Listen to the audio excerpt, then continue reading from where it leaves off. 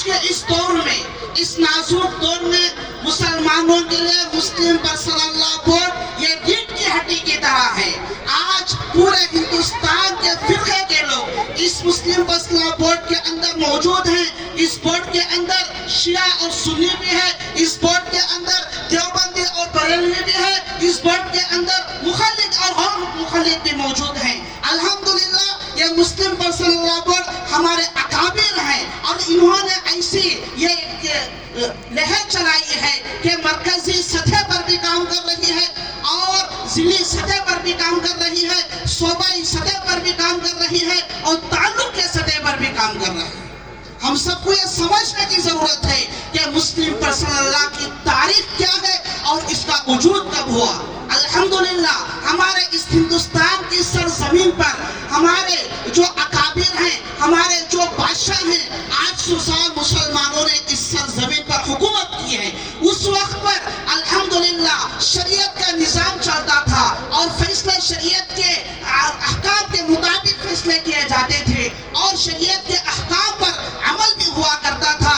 جب انگریزوں نے اس سرزمین پر اپنے ناپاک قدم ڈالے تو انہوں نے سب سے پہلے ہندوستان کے قانون کو بدلا اور یہاں کے رولز کو بدلا۔ برطانیہ کے جو قوانین تھے وہ یہاں پر لاگو کرنے لگے، تجارت کے قانون کو بدلا، سزا کے قانون کو بدلا، طرح طرح کے قانون کو بدلا۔ اس وقت ان کی نگاہ مسلمانوں کے زندگی کا جو نظام ہے ان مسائل پر پڑا، تو اس وقت انگریزوں نے ایک کمیٹی تشکیل دی۔ ان کو بھی یہ خوف تھا کہ اگر ہم ڈائریکٹ مسلمانوں کے جو اندرونی مسائل ہیں اس میں خلل کریں گے تو یہ ہمارے ساتھ بغاوت کریں گے۔ چنانچہ اس وقت اس کمیٹی کو تشکیل دی گئی اور اس کمیٹی نے یہ فیصلہ لیا کہ ان کے جو مسائل ہیں یہ شریعت کے ساتھ پیوست ہیں، اگر اس میں ہم مداخلت کریں گے تو یہ بغاوت پر اتر آئیں گے۔ چنانچہ اس وقت انگریز نے یہ فیصلہ لیا کہ اب ہم مسلمانوں کے لیے الگ قانون بنائیں گے، قاضی کا شعبہ بنایا اور قاضی کے پاس مسلمان اپنے مسائل کو لے کر جاتے تھے اور قاضی شریعت کے مطابق فیصلہ کیا کرتا تھا۔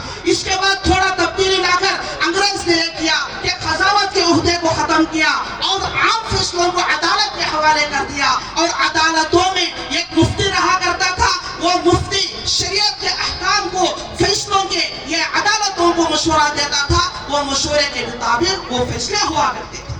یہاں تک یہ بات درست تھی۔ اس کے بعد انگریز نے اور آگے بڑھا اور اس نے یہ کام کیا کہ عدالتوں سے مفتی کا عہدہ بھی ختم کر دیا۔ اب انگریز بیٹھتے تھے اور انگریز وہاں پر فیصلے کیا کرتے تھے، وہ شریعت کو نہیں جانتے تھے، وہ کتاب اور سنت کو نہیں جانتے تھے، کچھ مسائل جان لیے، کچھ عربی کتابیں پڑھ لیے، اس کے مطابق فیصلہ کیا کرتے تھے۔ تو اس وقت کے علماء نے یہ محسوس کیا کہ انگریز اب ہماری شریعت میں مداخلت کر رہا ہے۔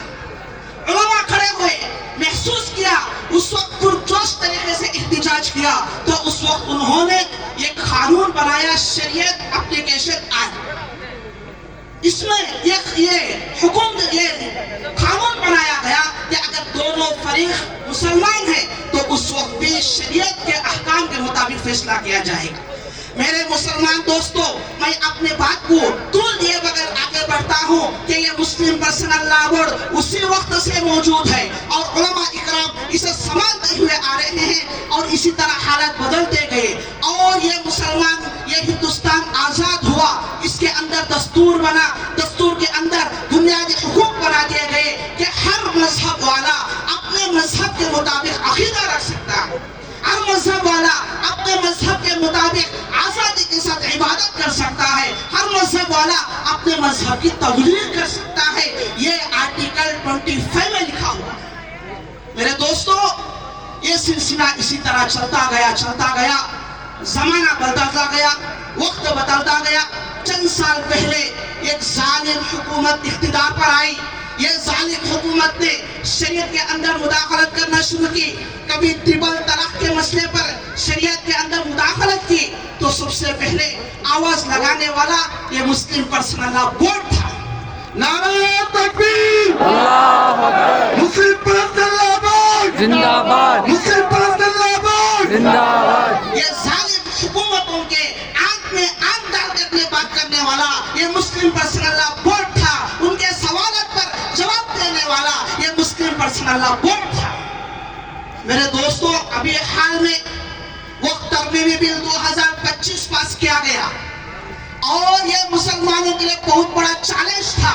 इस चैलेंज को कबूल करके मैदान अमल में हमारे आने वाला मुस्लिम पर्सनल बोर्ड है और मुस्लिम पर्सनल बोर्ड ने ये फैसला लिया है कि ये वक्त जायदाद अल्लाह की मिल्कियत है, इसमें किसी तरह की कोई तरमीम बर्दाश्त नहीं की जाएगी। 5 मई को सुप्रीम कोर्ट में ये फैसला मुअल्लक है। अगर वो फैसला हमारे हक में आ गया तो अल्हम्दुलिल्लाह, अगर ये फैसला हमारे खिलाफ जाएगा तो उस वक्त मुस्लिम पर्सनल बोर्ड जो आवाज लगाई उस आवाज के साथ हम आवाज देंगे इंशाअल्लाह। ये एक छोटा मुजाहरा है, एक छोटा मसला है, हम सब यहाँ जमा हुए हैं, ये हमारे दिल की एक छोटा गम की एक निशानी है। मेरे दोस्तों, अगर मुस्लिम पर्सनल बोर्ड और आगे चल के हमें ये हुक्म दे कि अपने घरों को छोड़ना है, अपने इलाके को छोड़ना है, दिल्ली को आकर वहाँ पर अपने एहतिजाज को दर्ज करना है, तो क्या आप वहाँ पर पहुँचेंगे इंशाअल्लाह? अगर मुस्लिम पर्सनल बोर्ड हमें कहे कि यह भी नाकाफी है, जेल छोड़ो आंदोलन करना है, तो क्या अपने घरों से निकल जेलों को भरेंगे इंशाअल्लाह? मुस्लिम पर्सनल बोर्ड, जब भी मुस्लिम पर्सनल बोर्ड कोई भी तहरीक चलाए, हमें समझ में आए या ना आए, उस वक्त तक हम लब्बैक कहना है, लब्बैक कहना है। ये उम्मत बांझ नहीं है, अभी एक बात खत्म कर, ये उम्मत बांझ नहीं है, ये उम्मत बांझ नहीं है। मेरे और आपके आका जनाब मोहम्मद रसूलुल्लाह सल्लल्लाहु अलैहि वसल्लम ने इस उम्मत को बांझ छोड़कर नहीं दिया।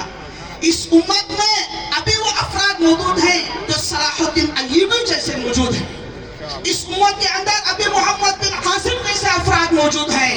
अभी इस उम्मत में टिप्पू सुल्तान शहीद रहमतुल्लाह अलैह जैसे बहादुर मौजूद हैं। नारे तकबीर, अल्लाहू अकबर। बिल्कुल वक्त खत्म हो चुका है। अब मैं ये बात नौजवानों से कहता हूँ कि अपने दिल की तख्ती पर ये शेर लिखते हुए जाए जो टिप्पू सुल्तान शहीद रहमतुल्लाह ने कहा, गीदड़ की 100 साल जिंदगी से शेर की एक जिंदगी बेहतर है। सुभान अल्लाह। मैं इस शेर के साथ अपनी बात को खत्म करता हूँ। मसाइल कैसे भी हो ताक़ियामत नहीं रह सकते, मसाइल कैसे भी हो ताक़ियामत नहीं रह सकते, जालिम जुल्म की अलामत बनकर नहीं रह सकते। जिनका अज़्म है कि वो हमको चैन से नहीं जीने देंगे, जिनका अज़्म है कि वो हमको चैन से जीने नहीं देंगे, वो जान ले कि वो भी सलामत से नहीं रह सकते। वमा अलैना इल्लल बहुत बरादरान इस्लाम, अस्सलामु अलैकुम व रहमतुल्लाहि व बरकातुहू।